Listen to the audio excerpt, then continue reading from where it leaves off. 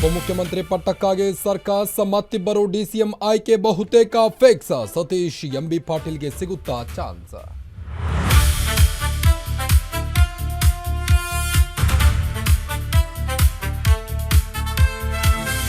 ಡಿಸಿಎಂಗೆ shock ಕೊಟ್ಟ HDK, ದಳಪತಿಗಳ big operation ಶುರು.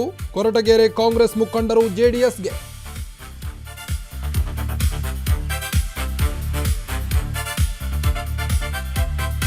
Star ಹೋಟೆಲ್ಗಳ ಬಂಡವಾಳ ಬಯಲು, 76 ಕಡೆ ಜನರ ಹೊಟ್ಟೆ ಸೇರ್ತಿತ್ತು ಹಳಸಲು. ಸುದ್ದಿ ಕೇಳಿ ಗ್ರಾಹಕರ ಕಂಗಾಲು.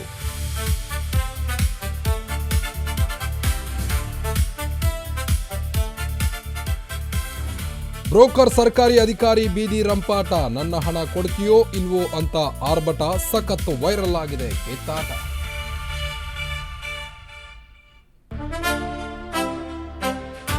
ಎಸ್ಐಆರ್ ಬಳಿಕ ಗೃಹಲಕ್ಷ್ಮಿಗೆ ಸರ್ಜರಿ, ನಕಲಿ ಫಲಾನುಭವಿಗಳಿಗೆ ಶಾಕ್ ಕೊಡಲು ತಯಾರಿ.